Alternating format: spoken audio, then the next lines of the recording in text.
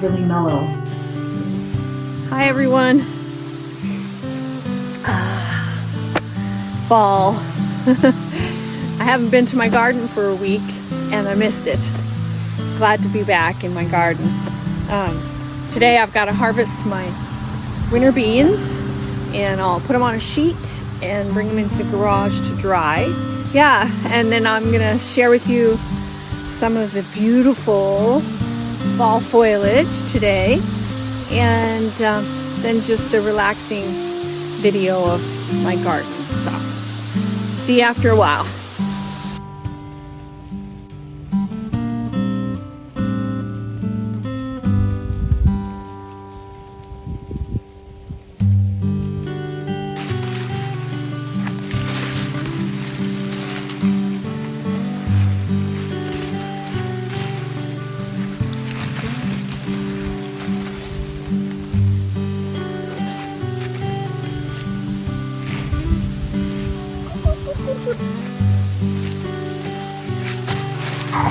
No, cat, no, no. No. Okay, that's good. That's good. I gotta work. No, Papa. Gotta work. No, you wanna play?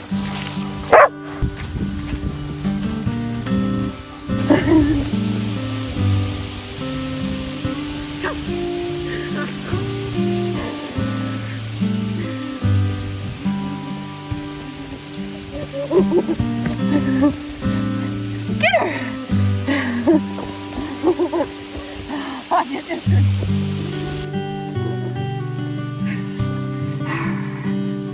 I'll get you.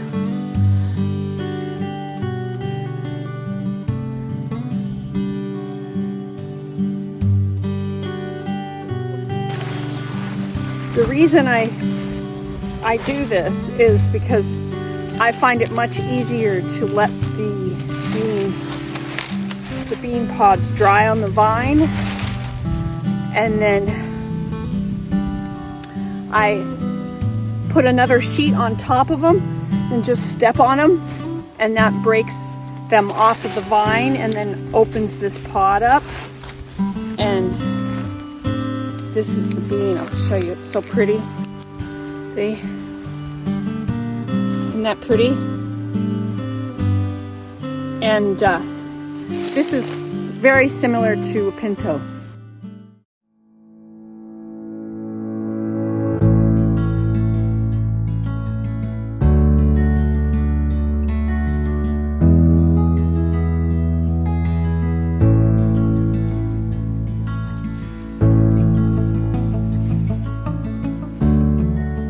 There's 3 things you should know about harvesting winter squash. Number 1, you know it's ready when you take your fingernail and poke the outer skin and you don't pierce the skin. You can tell that it's harder than winter squash, like in the middle of the summer. And number 2, when you pull it off of the vine, you want to make sure to pull it and leave this part of the stem, because this squash will store better than this one. Because this one, because I popped it right off the whole stem, this is entrance for the bacteria to start breaking it down. So I will eat this one first. And then the third thing to know about harvesting winter squash is you have to cure it before you put it in a root cellar or a basement. So cure it, meaning you want to leave it at an area, room temperature, your kitchen or whatever, for 2 weeks.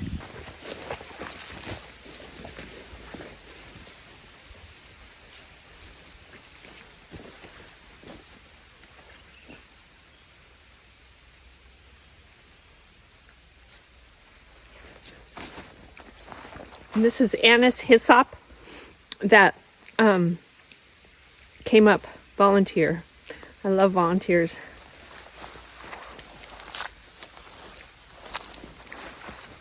Anise hyssop is really good for your digestion. It tastes licoricey, like anise.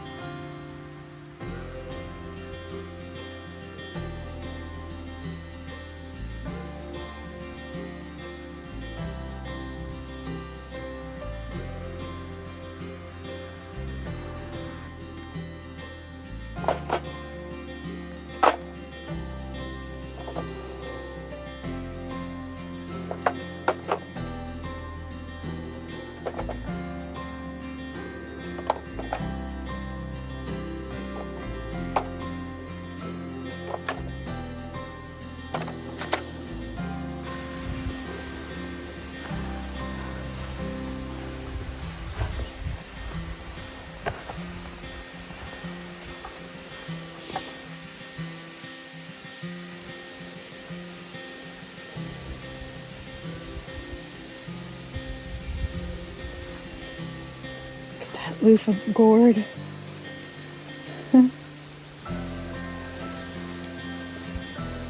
That'll make a bunch of sponges. Bunch of sponges. That looks better. So this here's my garlic bed. Stay tuned for a video on how to plant garlic using your own mulch. And if you haven't seen that video, check it out. But this is the result of planting a live mulch. It's the oat straw that has died.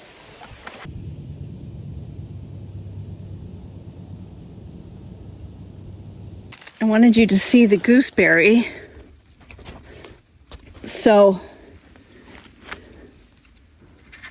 I learned this morning that when the paper on the gooseberry turns yellow, then the gooseberry is ready. So there's not very many of them ready. Here's one. Let's try it.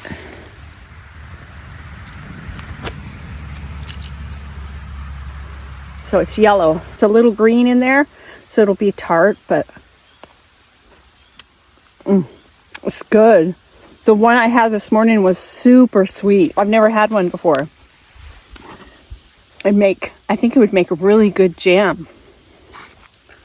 Gooseberry preserves. I've heard of them, but I don't see any. So hopefully we don't get a frost and these guys get to mature. I can't believe it, because these plants were little guys and they struggled when I started them in March. And now look at them. Pretty cool. Very strong, vigorous plant once it gets going. I'm excited.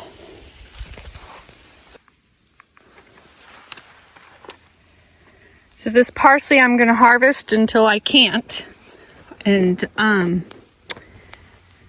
then I think I'm going to prepare it like I do the basil. I'm going to just blend it up with some olive oil and freeze it and put it in soup and on chicken, and you know what you do with parsley. My calendula's doing good. Sage. I will cut the sage down to about 3 inches. And I'll harvest the sage, dry it.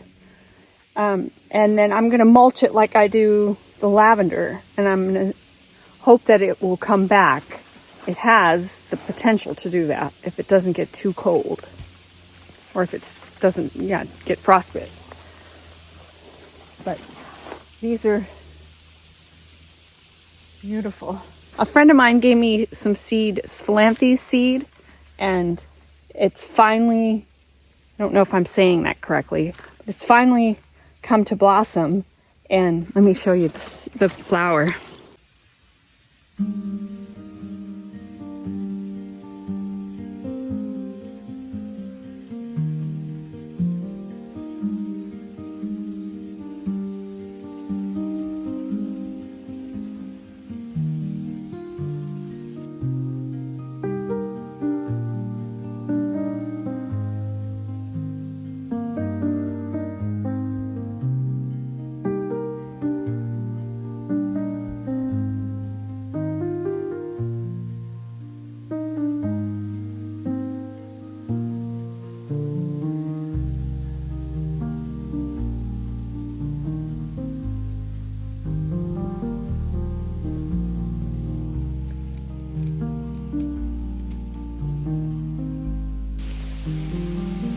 Smells really good.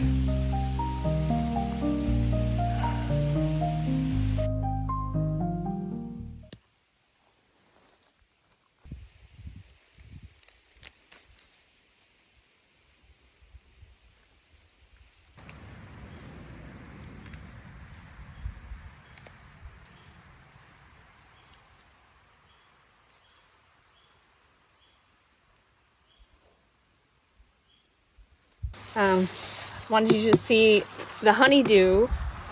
This is a canary honeydew, and it's ripe.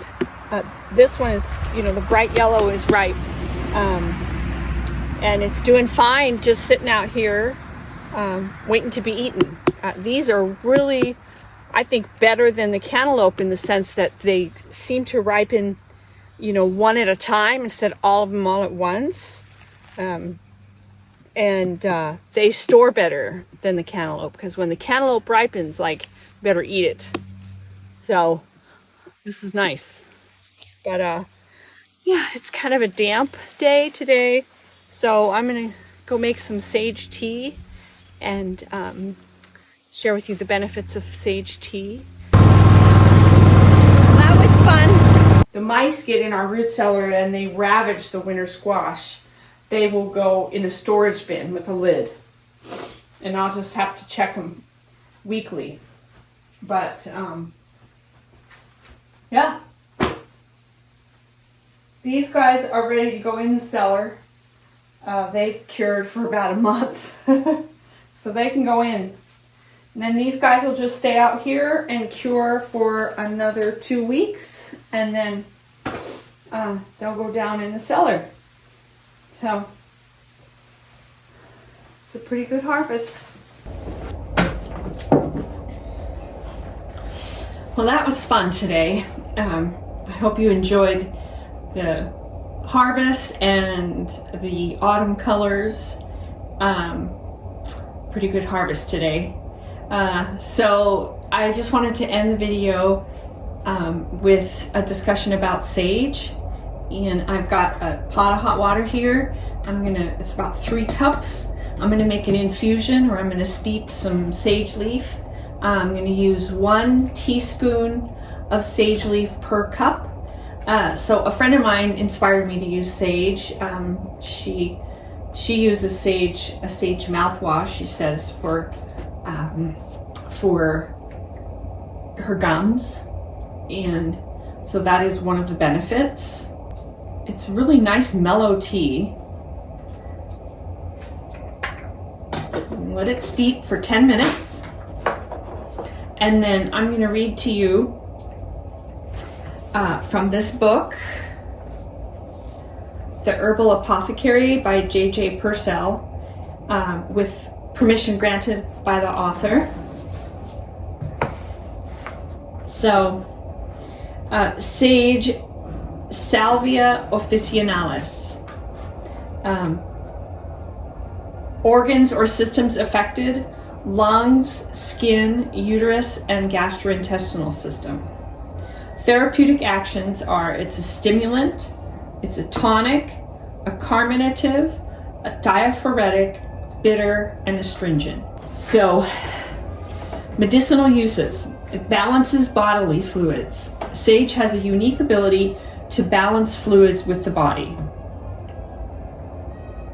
Sage leaf's astringent action constricts fluids if someone is excessively perspiring, such as from menopausal night sweats or hot flashes.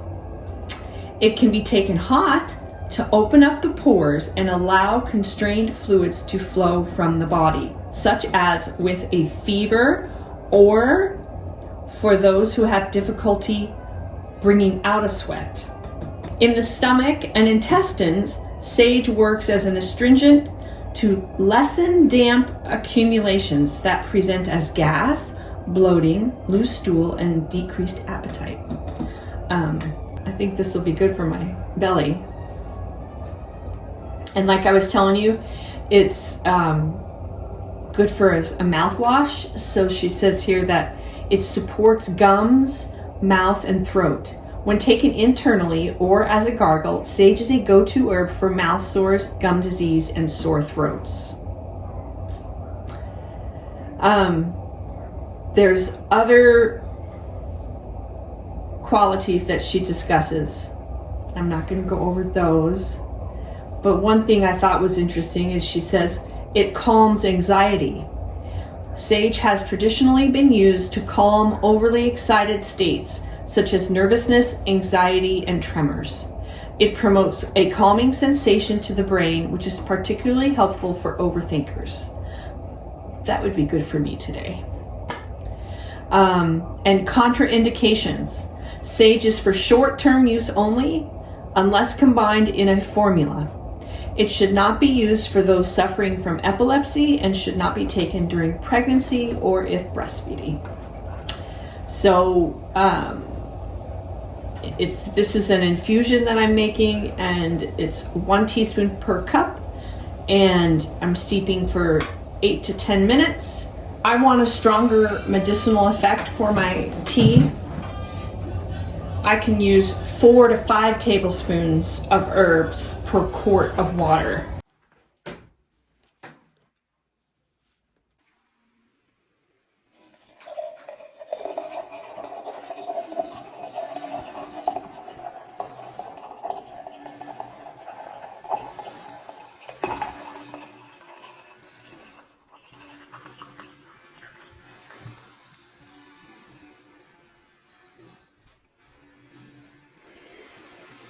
All right, so this is gonna steep for an additional 4 hours for a medicinal brew.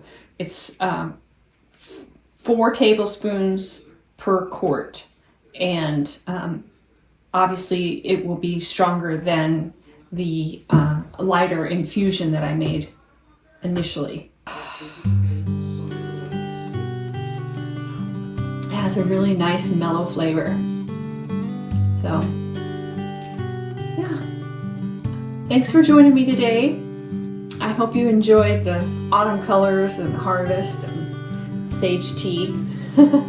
So, if you're interested in more herbal knowledge, then check out this video, and I'll see you in the next one. Take good care. Bye.